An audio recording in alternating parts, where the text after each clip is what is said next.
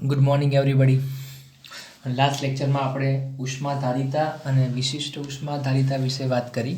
હવે આજે આપણે લઈએ મોલર વિશિષ્ટ ઉષ્માધારિતા. ડિફરન્સ શું છે ભાઈ? વસ્તુ એની એ જ છે, પણ વિશિષ્ટ ઉષ્માધારિતામાં આપણે જથ્થો જે છે એ દળ લઈએ છીએ, પદાર્થનું માસ લઈએ છીએ, એ કેજી એકમમાં લઈએ છીએ, બરાબર. જ્યારે મોલર વિશિષ્ટ ઉષ્માધારિતામાં પદાર્થનો જથ્થો આપણે મોલમાં લઈએ છીએ. ફરક શું છે ભાઈ? તો એક મોલમાં કોઈ પણ પદાર્થના અણુઓની સંખ્યા સમાન હોય છે, દળ ભલે અલગ અલગ હોય. હું એમ કહું કે ભાઈ હું 1 મોલ હાઇડ્રોજન લઉં છું, 1 mall hydrogen, 1 mall hydrogen H2, તો આને કેટલા ગ્રામ કહેવાશે? 2 ગ્રામ કહેવાય. ઓકે. અને 1 મોલ ઓક્સિજન લઉં છું, 1 મોલ ઓક્સિજન, તો આનું દળ કેટલું કહેવાશે? આનો 32 ગ્રામ કહેવાય.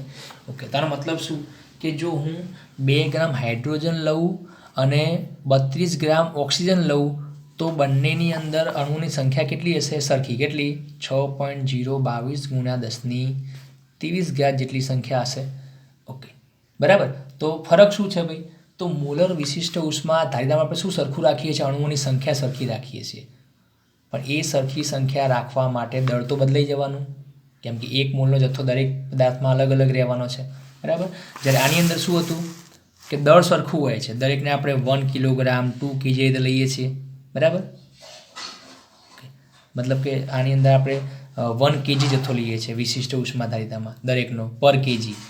તો આનામાં શું થશે કે જો હું આની અંદર હવે 1 કિલોગ્રામ H2 લઈ લઉં અને 1 kg O2 લઈ લઉં, તો આમાં સરખું શું છે ભાઈ? દળ સરખું છે, માસ સરખું છે બંનેમાં, 1 kg. પણ શું અલગ છે? અણુઓની સંખ્યા અલગ છે.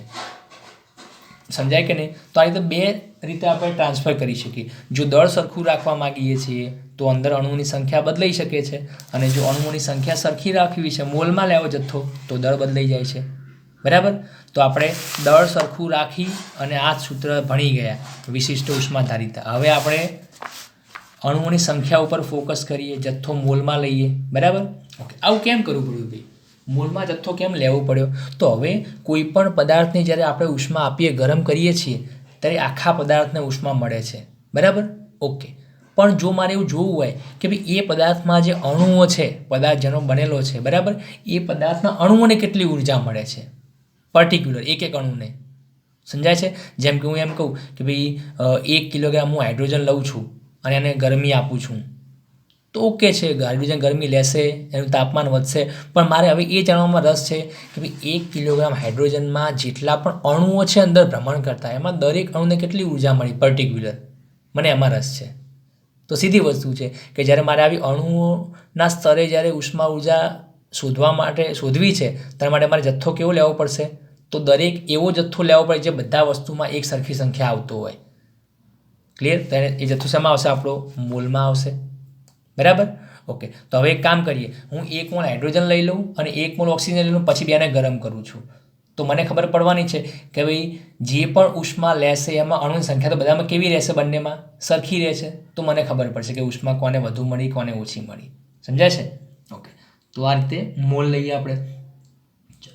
તો હવે મોલર, આની વ્યાખ્યા શું બને? 1 મોલ પદાર્થના તાપમાનમાં 1 એકમ એટલે કે 1 ડિગ્રી સેલ્સિયસ કે 1 કેલ્વિનનો વધારો કરવા માટે જરૂરી ઉષ્માના જથ્થાને શું કહેવાય છે? મોલર વિશિષ્ટ ઉષ્માધારિતા કહેવાય છે. તો જેમ ત્યાં એકમ દળ, તો અહીંયા શું છે? 1 મોલ છે, એકમ મોલ છે. આનો સિમ્બોલ છે સ્મોલ c, બરાબર. તો સૂત્ર શું લખાય આનું? C બરાબર જથ્થો ઉષ્માનો ડેલ્ટા Q ભાગ્યા મ્યુ ડેલ્ટા T. જો મ્યુ શું બતાવે? મોલ બતાવે છે, બરાબર. ઓકે. તો એકમ મોલ અને એકમ તાપમાનનો વધારો કરવા જે ઉષ્મા ઉર્જા જોઈએ એને શું કહેવાય છે? મોલર વિશિષ્ટ ઉષ્માધારિતા, એનું સૂત્ર છે. તો આની અંદર પણ છેદને આ બાજુ લાવી દો તો શું બનશે? ડેલ્ટા Q બરાબર mu C delta T. Same concept અહીંયા પણ થશે.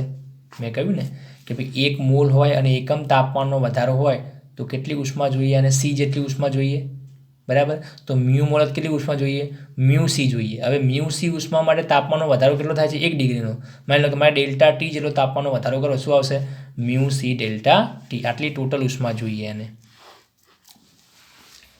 બરાબર. ઓકે, ચલો આનો એકમ શું બને? તો જૂલ પર મોલ પર કેલ્વિન. બરાબર, મોલ MOL લખાશે. ચલો આનું પારિમાણિક સૂત્ર શું બને? તો જૂલ એટલે કાર્ય માટે શું આવે? M1L2T-2. મોલ જે છે તેમાં જથે આપણી મૂળભૂત રાશિ છે તેને મોલ ઇન્વર્સ લખાશે અને કેલ્વિન પણ મૂળભૂત છે તો કેલ્વિન ઇન્વર્સ. બરાબર છે.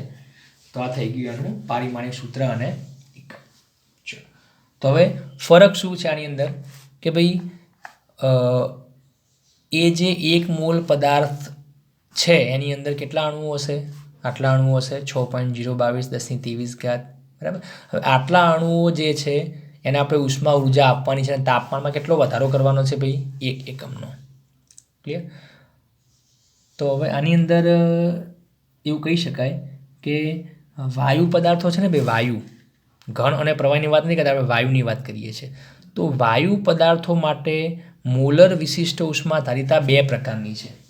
સમજો, કોના માટે? ફક્ત વાયુ માટે. બરાબર, હિલિયમ, હાઇડ્રોજન, લિથિયમ ગેસ માટેની વાત કરીએ છીએ. એક છે CP અને બીજી કહેવાય છે CV. જો C સિમ્બોલ તો કોનો છે? આપણો મોલર વિશિષ્ટ ઉષ્મા ધારિતાનો સિમ્બોલ છે. પણ એના 2 પ્રકાર છે, પણ એમાં શું લગાવ્યું આપણે? CP અને CV. CP ને શું કહેવાય? અચળ દબાણે મોલર વિશિષ્ટ ઉષ્મા ધારિતા. જો CP, P ફોર પ્રેશર છે. કેવા પ્રેશરે ભાઈ? અચળ દબાણે, કોન્સ્ટન્ટ પ્રેશરે મોલર વિશિષ્ટ ઉષ્મા ધારિતા છે. અને CV ને શું કહેવાય? V ફોર વોલ્યુમ, કદ. તો આ શું લખાશે? અચળ કદે મોલર વિશિષ્ટ ઉષ્મા ધારિતા. કેમ 2 પ્રકાર પાડ્યા ભાઈ? તો આપણને એક વસ્તુ ખબર છે કે ભાઈ મોલર વિશિષ્ટ ઉષ્મા ધારિતામાં જથ્થો કેટલો લેવાનો છે? આપણે 1 મોલ લેવાનો છે અને તાપમાનમાં 1 ડિગ્રીનો વધારો કરવો છે. તો ઘન અને પ્રવાહીમાં તો આપણે કરી શકીએ છીએ, બરાબર. પણ વાયુમાં શું થાય છે? તો વાયુમાં જ્યારે આપણે કોઈ પણ પદાર્થ વાયુને જ આપણે ગરમ કરીએ છીએ એના તાપમાનમાં વધારો કરવા માટે, ત્યારે એ અમુક અલગ બિહેવિયર બતાવે છે. એ તાપમાનનો વધારો આપણે દબાણ અચળ રાખીને પણ કરી શકીએ અને અચળ કદ રાખીને પણ કરી શકીએ છીએ. અને આ વસ્તુ આપણે થર્મોડાયનેમિકમાં બહુ શાંતિથી આમ ડિટેલમાં ભણીશું. બરાબર. હાલ આની કોઈ જરૂર છે જ નહીં, તો આપણે એને થોડું ઉપરથી સમજી લઈએ. બરાબર. છતાં પણ બુકમાં આ બધું નથી આપ્યું આની અંદર, પણ હું તમને ડિટેલમાં થોડું સમજાવવાનો પ્રયત્ન કરું છું. કે માની લો કે આપણી પાસે આવું એક સિલિન્ડર છે, ગેસ સિલિન્ડર ઘરમાં જે હોય ને આપણો. ઓકે, આ વાયુ પાત્રમાં અહીંયા આપણે પિસ્ટન લગાવેલો છે. દરેકે આ વસ્તુ ધારો કે જોઈએ છે, કેમિસ્ટ્રીમાં કદાચ તમે ભણતા હશો. બરાબર. સિલિન્ડર છે અને આ પિસ્ટન લગાવેલો છે, બંધ પાત્ર છે. ઓકે, આ જે પાત્ર છે ને ભાઈ, નળાકાર વાયુ પાત્ર કહેવાય આને. નળાકાર વાયુ પાત્ર, જેમાં શું હોય? વાયુ ભરેલો હોય. આની ખાસિયત કઈ ખબર છે વાયુ પાત્રની? આ જે પિસ્ટન છે મૂવેબલ હોય, ઉપર નીચે જઈ શકે, સરકી શકે. હવે જો આ પિસ્ટન ઉપર જાય તો શું થાય? કદમાં વધારો થાય સિલિન્ડરના ઓટોમેટિકલી. અને નીચે પ્રેસ કરી નીચે આવવા દઈએ તો કદમાં શું થાય? ઘટાડો થાય. તો આ રીતે આ પાત્ર એવું છે ભાઈ કે જેના કદમાં આપણે ચેન્જીસ લાવી શકીએ છીએ પિસ્ટનને મૂવ કરીને. નહીં તો જો આપણે ચોક્કસ ડબ્બો હોત આ રીતે, એક ચોરસ ડબ્બો, આવું બંધ પાત્ર, તો આના કદમાં કોઈ ચેન્જીસ આવે નહીં, આનું કદ કોન્સ્ટન્ટ રહેવાનું છે. પણ અહીંયા આપણી પાસે એક ફેસિલિટી છે કે જો આપણે કદમાં ફેરફાર કરવા માગતા હોઈએ, વધારો કે ઘટાડો, તો આપોઆપ પિસ્ટનને આપણે આ રીતે મૂવ કરાવી શકીએ ઉપર નીચે. અને જો કદમાં ચેન્જીસ ના કરવા માગતા હોઈએ તો આપણે શું કરીએ? આને બળ આપીને પકડી રાખીએ પિસ્ટનને, જેથી આ ઉપર કે નીચે ના ખસે. એ વખતે આપણું કદ કેવું થઈ ગયું કહેવાય? અચળ કહેવાય. બરાબર. ઓકે, હવે માની લો કે ભાઈ આની અંદર મેં વાયુ ભરેલો છે, આની અંદર અણુઓ છે અને કેટલો જથ્થો છે આપણો અંદર? 1 મોલ. તો આના અણુની સંખ્યા કેટલી હશે? આટલી હશે. ઓકે, હવે મારે શું કરવું છે? આ વાયુના તાપમાનમાં વધારો કરવો છે. કેટલો? 1 ડિગ્રી સેલ્સિયસનો. મતલબ હાલ તાપમાન જે છે આથી 1 ડિગ્રી સેલ્સિયસ વધારવું છે મારે. તો મારે શું કરવું પડે? ગરમી આપવી પડે. તો મેં આને સ્ટવ પર મૂકી દઉં છું, ગેસ ઉપર ગરમ કરવા માટે. ક્લિયર? ઓકે, તો આ ગેસની ગરમી છે એ આને મળે છે. ધારો કે ઉષ્મા મળે છે ΔQ અને ΔT કેટલો કરવો છે? 1 ડિગ્રી ફેરફાર કરવાનો છે આપણે. ઓકે, તો આ જે એને ઉષ્મા મળે છે એ વાયુના અણુઓ શોષણ કરે છે. હવે સીધી વસ્તુ છે કે વાયુના અણુઓ સતત અસ્તવ્યસ્ત ભ્રમણ કરતા હોય, બરાબર. હવે જેવી એને ઉષ્મા ઉર્જા મળશે એના જે દોલન છે, ગતિ છે, કેવી થઈ જવાની? વધી જવાની, સ્પીડમાં આવી જવાના. તો આપોઆપ આ જે વાયુના અણુઓ છે આ પિસ્ટન ઉપર શું કરશે ભાઈ? દબાણ કરશે, પ્રેશર કરશે અને ઉપર ધકેલવાનો પ્રયત્ન કરશે. કેમ કે વાયુને શું કરવું છે? પોતાનું કદ ફેલાવવું છે, એને વિસ્તરણ કરવું છે. બરાબર. હવે જો આ પ્રેશરના કારણે આ જે પિસ્ટન છે આપણો જો ઉપર ગતિ કરે તો શેમાં ચેન્જ થયો કહેવાય? જુઓ, મેં કહ્યું હતું કે પી, વી અને ટી આ ત્રણ આપણી પાસે મૂળભૂત રાશિ છે વાયુ માટે. જો પી અચળ રહેતો હોય તો કોણ બદલાય છે? વી અને ટી. જો ટી અચળ રહેતો તો કોણ બદલાશે? પી અને વી. મતલબ ત્રણમાંથી કોઈ પણ બે બદલાશે, ત્રીજું અચળ રહેશે. અહીંયા આપણે શું બદલીએ છીએ? ચેક કરો. તાપમાન તો ફેરફાર કરવાનો જ છે, 1 ડિગ્રીનો વધારો કરવાનો છે, તાપમાન તો બદલાય છે, નક્કી થઈ ગયું આપણું. પી, વી અને ટીમાંથી ટી બદલાય છે. સાથે સાથે જ્યારે આ વાયુના અણુઓ પિસ્ટન પર દબાણ કરશે અને પિસ્ટન ઉપર જશે તો શું બદલાશે? બીજું કદ બદલાશે. કદ વધી જવાનું ને આ રીતે. તો કદ પણ બદલાઈ ગયું. તો જુઓ, ટી બદલાઈ ગયું અને વી પણ બદલાઈ ગયું. તો કોણ કોન્સ્ટન્ટ રહેવાનું ભાઈ? પી કોન્સ્ટન્ટ રહેવાનું. ક્લિયર છે? તો એ વખતે સમજો. તો આ રીતે જ્યારે પિસ્ટન ઉપર જતો હોય છે એ વખતે આ જે આપણે ઉષ્મા ઉર્જા આપીએ છીએ એના લીધે આ જે વાયુના અણુઓ છે એને ઉષ્મા ઉર્જા મળે, એનું તાપમાન વધે છે. પણ સાથે સાથે કયું કામ થાય છે ભાઈ? બીજું, પિસ્ટન પણ ઉપર જાય છે. જુઓ, હવે અહીંયા કહી શકો તમે કે નીચે જે આપણે ઉષ્મા ઉર્જા આપીએ છીએ બે રીતે વપરાય છે. એક, થોડી ઘણી ઉષ્મા ઉર્જા શું કરે છે? પિસ્ટનને ઉપર ધકેલવામાં વપરાય છે. મતલબ યાંત્રિક કાર્ય થાય છે, યાંત્રિક ઉર્જામાં ઉત્પન્ન થાય. બરાબર. અને બીજી ઉષ્મા ઉર્જા શું કરે છે? તાપમાનનો વધારો કરે છે. તો આ જે ઉષ્મા ઉર્જા એને મળીને એને શું કહેવાય? અચળ દબાણે મોલર વિશિષ્ટ ઉષ્મા ધારિતા કહેવાય. કેમ કે આમાં દબાણ આપણે કેવું રાખ્યું છે ભાઈ? અચળ રાખ્યું છે. સમજો, દબાણ અચળ રાખ્યું કઈ રીતે આપણને ખબર પડે?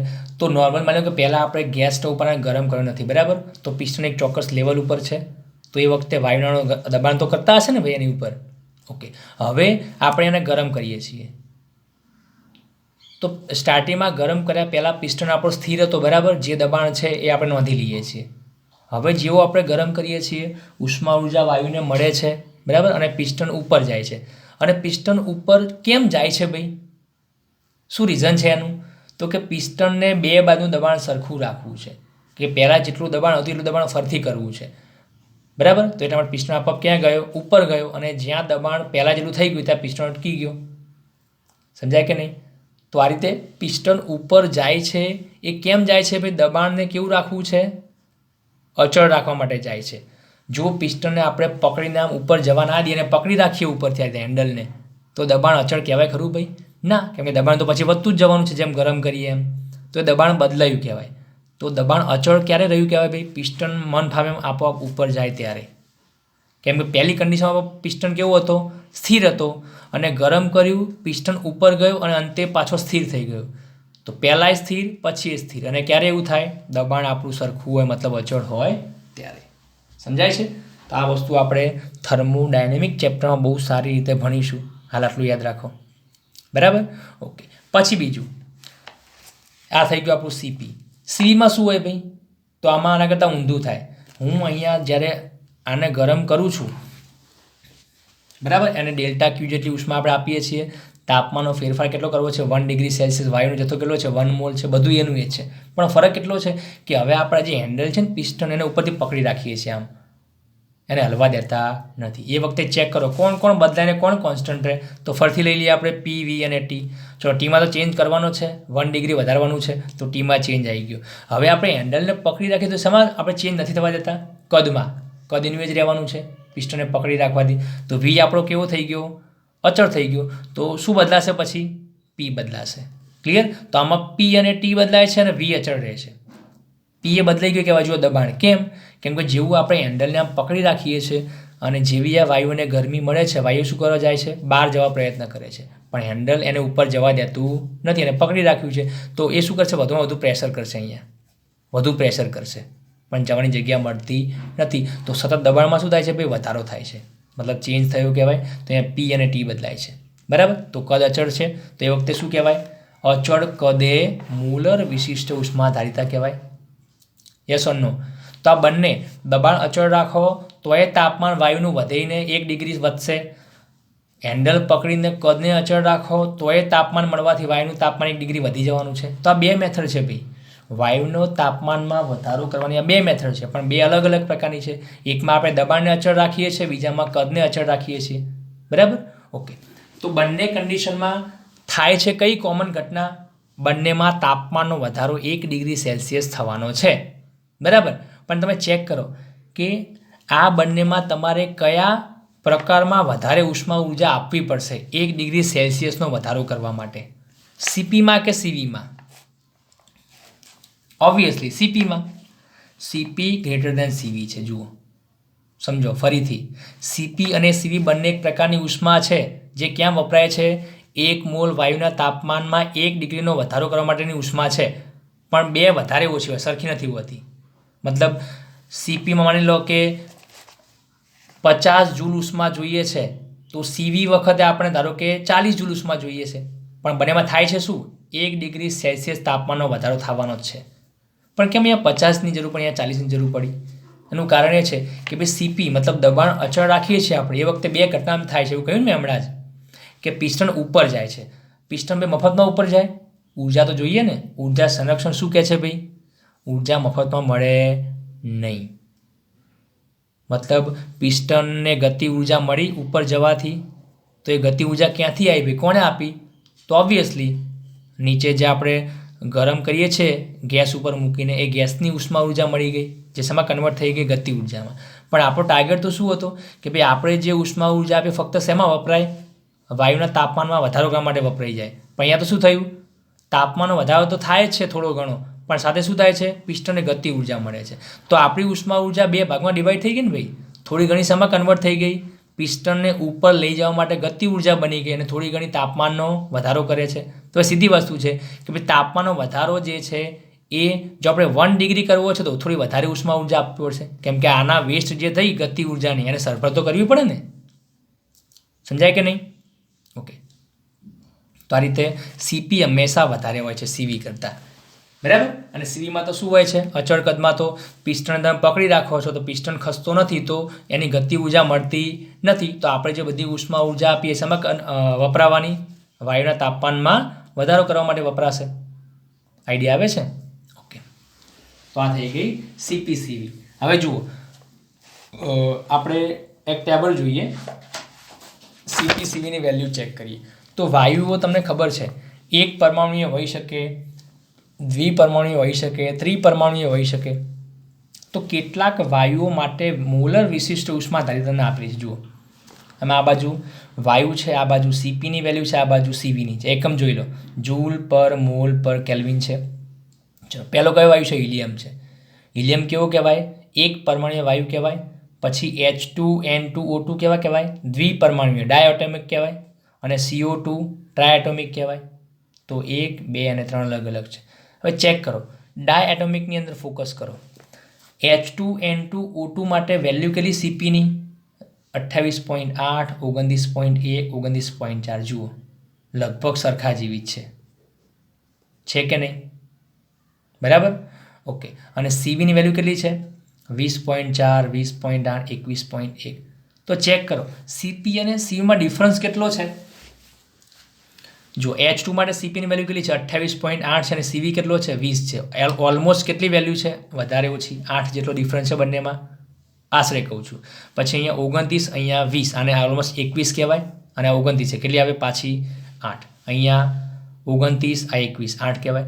તો સીપી અને સીવી જે છે એની વચ્ચે ડિફરન્સ કેટલો હોય છે ભાઈ? 8નો હોય છે. અને એટલા માટે તમે સૂત્ર ભણ્યા છો, આ એક ફેમસ ઇક્વેશન છે, સીપી માઇનસ સીવી બરાબર R. બંને જે મોલર વિશિષ્ટ ઉષ્મા ધારિતા છે બંને પ્રકારની, એનો તફાવત કેટલો આવશે? R જેટલો આવે. અને આપણને ખબર છે આરની વેલ્યુ કેટલી છે? 8.314 છે. તો જુઓ આ કઈ રીતે આવેલી છે વેલ્યુ? આના ઉપરથી ટેબલમાં સમજાવ્યું એટલી. તો હંમેશા સીપી પોતાની વેલ્યુને કેટલી વધારે રાખશે સીવી કરતાં? આટલી, 8.314. જ્યાં આરને શું કહેવાય છે ભાઈ?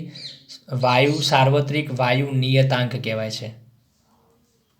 સાર્વત્રિક વાયુ નિયતાંક. આ વસ્તુ પણ આપણે થર્મોડાયનેમિક ચેપ્ટરમાં બહુ ડિટેલમાં ભણવાના છીએ, બરાબર. હાલ એની આપણે ચર્ચા કરતા નથી. ઓકે, બરાબર. ચલો, તો હવે એક વસ્તુની અંદર છે કે ભાઈ 1 મોલ તમે હાઇડ્રોજન લો છો, આ જથ્થો બધાનો સેવા છે, મોલમાં જ છે ને, 1 મોલમાં છે, તો 1 મોલ H2 લઉં, 1 મોલ N2 લઉં અને 1 મોલ O2 લઉં. 3 વાયુઓના 1 મોલ લઉં છું ને, તો દરેકને ઉષ્મા ઉર્જા સરખી લાગુ પડશે. પણ ચેક કરો કે ભાઈ 1 મોલ H2 નું દળ કેટલું થાય ભાઈ? 1 મોલ H2 નું દળ કેટલું થાય? 1 મોલ H2 એનું માસ થાય 2 ગ્રામ. ચેક કરો. પછી 1 મોલ N2 નું માસ કેટલું થાય ભાઈ? 14 ગ્રામ થાય. 28 ગ્રામ, બરાબર. અને 1 મોલ O2, 1 મોલ O2 એનું કેટલું થાય? 32 ગ્રામ થાય. ચેક કરો કે H2 2 ગ્રામ લઉં છું, N2 28 ગ્રામ લઉં છું અને O2 32 ગ્રામ લઉં છું, છતાં પણ મતલબ કે દળ બધાનું કેવું લઉં છું? અલગ અલગ લઉં છું, પણ આનો જથ્થો બધાનો કેટલો થવાનો ભાઈ? 1 મોલ. તો 2 ગ્રામ H2માં જેટલા સંખ્યામાં અણુઓ છે એટલી જ સંખ્યામાં શેમાં હોય? 28 ગ્રામ N2માં હોય. એટલા જ 32 ગ્રામ O2માં હોય. કેટલા હોય? 6.022 ગુણ્યા 10⁻23 હોય. તો જુઓ, 1 મોલ જથ્થો લેવાથી અણુની સંખ્યા સરખી થઈ ગઈ, પણ એનું માસ કેવું જો ડિફરન્ટ છે. છતાં પણ તમે આની અંદર જોઈ શકો છો કે 1 મોલ 3 જથ્થો લઉં છું ને, તો લગભગ એની વેલ્યુ કેવી છે? બધાની CPની એક સરખી છે. સમજાય કે નહીં? તો આપણે શું કહીશું કે ભાઈ કોઈ ડાયએટોમિક વાયુની વાત કરીએ કે ભાઈ દ્વિપરમાણિક વાયુ તમે કોઈ પણ લઈ લો, કોઈ પણ વાયુ લઈ લો દ્વિપરમાણિક, 1 મોલ લેવાનો, તને કેવી ઉષ્મા આપવી પડશે ભાઈ? બધાને એક સરખી. સમજાય છે? તો આ આપણો એક કોન્સેપ્ટ છે, બરાબર, કે ભાઈ મોલરની અંદર આપણે કઈ રીતે ટેકલ કરીએ છીએ.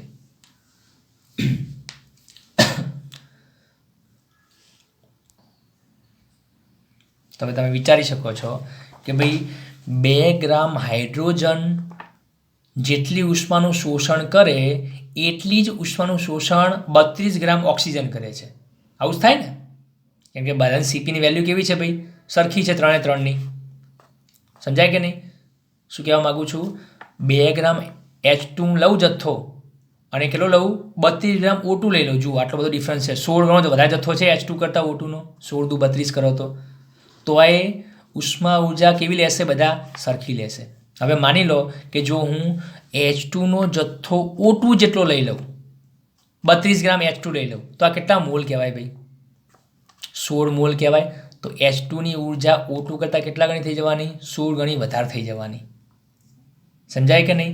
કેમ કે 2 ગ્રામ H2 એ એની ઉષ્મા કોના બરાબર છે ભાઈ? 32 ગ્રામ O2 બરાબર છે. પણ જો હું 32 ગ્રામ H2 લઈ લઉં તો આના મોલ કેટલા થઈ ગયા ભાઈ? આપણા 16 મોલ થઈ ગયા કહેવાય H2ના. અને આ પર મોલ ઉર્જા હોય CPની, તો 16 મોલ થઈ ગયા તો એની 16 ગણી ઉર્જા થાય. એટલે આપણે શું કહીએ છીએ કે જો આપણે વધારે ઉષ્માનો જથ્થો સ્ટોર કરાવવો છે તો કયો વાયુ પસંદ કરવો પડે ભાઈ? હાઇડ્રોજન.